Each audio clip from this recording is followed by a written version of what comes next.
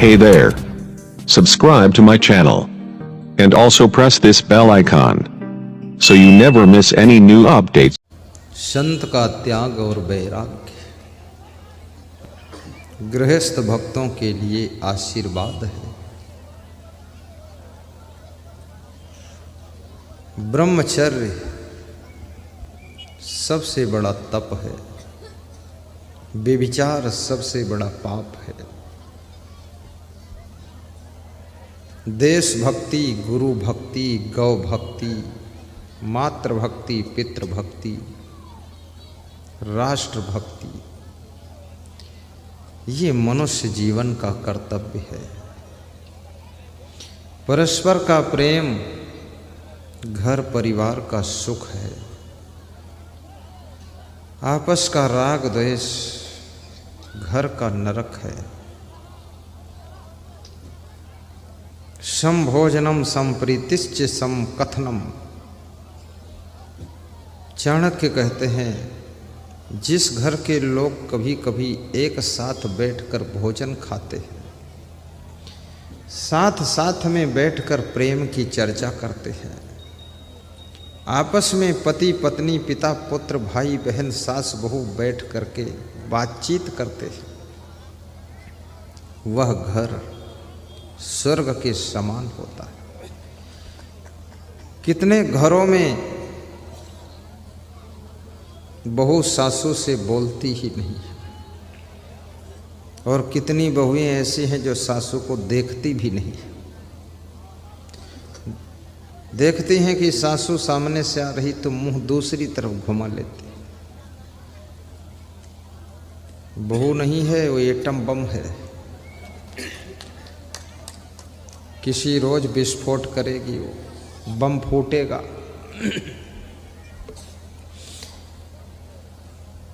कितने लोग अपने माता पिता से बात नहीं करते हैं, पड़ोसियों से खूब बात करते हैं। उन मूर्खों से पूछो पड़ोसी से क्या मिला और माता पिता से क्या नुकसान हुआ। जिस माता पिता ने जन्म दिया है, दूध पिलाया, घर दिया, जमीन दिया, सामान दिया, कंधे पर बिठा करके घुमाया है, उनसे बात नहीं करते। और ये कुत्ते को कंधे पर बिठा कर घूमते, कुत्ते को दूध पिलाते हो और कुत्ते के साथ कूं कूं करते हो। ये कुत्ता कौन है तेरा? अपने बाप का मूल्य कुत्ते के बराबर नहीं रखा है। ये कुत्ते के चक्कर में क्यों पड़ा हुआ है? तो पड़ोसियों से गप्पा मारते हो और माँ बाप से मुंह फुलाए फुलाए घूमते हो।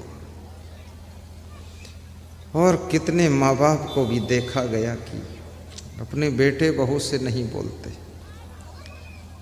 एक बेटे को जमीन जायदाद दे देते और दूसरे को कुछ नहीं देते। दूसरे को कहते ये तो दुश्मन है, और एक बेटा है उसको कहते ये अपना खास बेटा है। ये खास है तो ये कहाँ से आ गया दूसरा? ये उससे भी खास है। अब तुझे विश्वास नहीं है, अब कौन समझाए? खास फांस की बात मत कर। दोनों बेटों को अपना अपना हिस्सा दे दे, नहीं तो कौरव पांडव का महाभारत छिड़ेगा। समदर्शी बाप बनो, समदर्शी सासू बनो। दोनों बेटे बहुओं का ख्याल रखो, घर को स्वर्ग बनाओ, प्रेम का वातावरण बढ़ाओ, परिश्रम करो, उन्नति करो, गद्दारी मत करो, वफादारी करो। जिस देश में रहते हो, देश के प्रति भी प्रेम रखो। हिंदुस्तान में जन्म लिए हो, हिंदुस्तान की रोटी खाते हो, हिंदुस्तान की धरती पर सोते हो और हिंदुस्तान की ही निंदा करते हो। तुम्हें ये देश पसंद नहीं है, तो कौन कहता यहाँ से न भाग जाओ, तुरंत निकल जाओ, जहाँ जाना वहाँ चले जाओ, समुद्र में कूद जाओ, वहाँ ज़्यादा शांति मिलेगी। देश की निंदा करते हो गद्दारों, देशभक्त बनो। जिस आश्रम में रहते हो उसी आश्रम की निंदा करते हो, और 2 किलो भात और 1 किलो दाल पीते हो। भतऊ राम खा खा करके ढेर हो गए, आश्रम की बुराई करते हो। जिस घर में रहते हो उसी घर की बुराई। कितनी बहुएं अपने ससुराल की बहुत निंदा करती हैं, रोज मोबाइल करके अपनी माँ को बताती है कि ससुराल में पूरा नरक है। तो माँ कहती है तेरी ससुराल में नरक है और मेरी ससुराल में भी नरक है, तो ये जहाँ तेरा मायका वो मेरी ससुराल है, और जहाँ तेरी ससुराल है वहाँ भी नरक और मेरी ससुराल में नरक। तो तेरी माँ के पास नरक और बेटी जहाँ गई वहाँ नरक। तो नरक बनाया किसने? भगवान ना स्वर्ग बनाता है न नरक बनाता है। तुम्हारे क्रोध और आलस्य के कारण ही नरक का निर्माण होता है। जब सहनशीलता बढ़ जाती है और परिश्रम करना सीख लेते हो, गम खाते हो, तो वही नरक स्वर्ग बन जाता है। आलसी बनकर ढोल जैसे पड़े रहोगे, झाड़ू छूना नहीं चाहते, कपड़े धोना नहीं चाहते हो, बर्तन मांजना नहीं चाहती हो, रोटी बनाने की इच्छा नहीं है, खाने की 3 बार इच्छा है और बनाने की 1 बार भी इच्छा नहीं। एक नवयुवक था, उसका विवाह नहीं हो रहा था, तो उसने बहुत सब साधु संतों से आशीर्वाद लिया, फिर भी विवाह नहीं हुआ। तो मंदिर में जाकर बैठ गया, राधा कृष्ण के मंदिर में गया, बोला भगवान अब तेरा ही सहारा है। एक लड़की थी, उसका भी विवाह नहीं होता था, 35 साल की उम्र हो गई लड़की की, वो भी वहीं जाकर मंदिर में बैठी और कहा कि राधा जी तुम्हारा ही आसरा है, क्योंकि तुमको कृष्ण मिल गए तो हमको कोई कृष्ण कुमार ढूंढ दो। और वो जो पुरुष बैठा था 40 साल की उम्र, अधबुढ़वा पुरुष, कहता था हे कृष्ण तुमने 16,108 ढूंढ लिया, तो 1-2 तो मेरे लिए भी तलाश कर दो।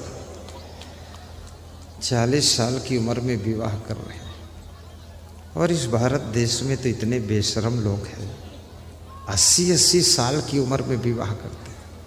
अरे तुम 80 साल बता रहे, वो मर गए हों, उनके मुर्दे से कह दो क्या शादी करोगे, फिर से उठकर बैठ जाएंगे, बोले 1 बार और। इतने मूर्ख भरे। राम भगवान ने शादी किया, शादी के बाद कभी शांति नहीं मिली।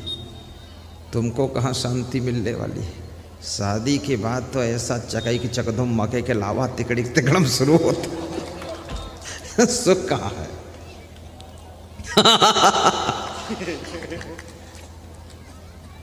एक दूल्हा घोड़े की पीठ पर बैठा जा रहा था, उसकी शादी थी, तो घोड़ा बीच बीच ही करता था, हंसता था, ही घोड़ा करता था। तो उस घोड़े से दूसरे घोड़े ने पूछा तू इतना क्यों हंस रहा है? बोले मैं ही थोड़े हंस रहा हूँ, जो मेरी पीठ पर बैठा है दूल्हा वो भी हंस रहा है। तो दूसरे घोड़े ने कहा कि तू तो खैर हंस ले ठीक है, लेकिन जो घोड़े की पीठ पर बैठा है ये केवल आज भर हंस ले, कल से इसको जिंदगी भर रोना पड़ेगा, क्योंकि अब दुल्हन आने वाली है, रुलाने वाला इंजेक्शन आने वाला है, अब लगेगा इंजेक्शन इसको। ये सुख कहाँ है? गृह कारज नाना जंजाला, ते अति दुर्गम शैल विशाला।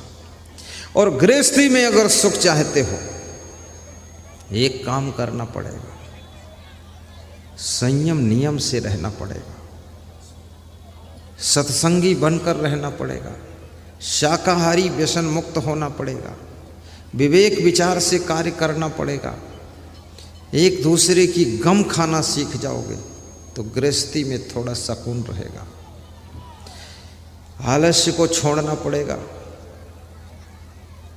जवानी में ही इतना धन कमा लो, जब तुम्हारी बेटी जवान हो तो उसकी शादी करने की चिंता न रहे। लोफड़ बनकर घूमते रहोगे, बांगड़ू बनकर। जब बेटी जवान होगी तुम बूढ़े हो जाओगे ना, खीसे काटते घूमोगे, हमारे पास कुछ नहीं है, हमारे पास कुछ नहीं है। अरे तुम्हारे पास कुछ नहीं, क्यों नहीं कुछ नहीं है? तुम्हारे पास मूर्खता तो है ही, आलस्य, ये कोई कम है? खूब इधर उधर चक्कर काटते रहे, अब दूसरे के सामने घूम रहे हो। धन कमा तो इतना कमा कि धन कमाने की हद कर दे। अगर सदियों पुरानी गरीबी है तो उस गरीबी को भी अपने घर से रद्द कर दे, उस गरीबी को रद्द कर दे। और भक्ति कर तो इतनी कर कि भक्ति की भी हद कर दे। और यमराज के दरबार में जब तू पहुंचे तो यमराज के घर में भी अपने कर्मों का खाता रद्द कर दे, कर्मों का खाता रद्द कर दे। अगर अच्छा लगा तो like share comment and subscribe जरूर करें। जय हिंद, जय भारत।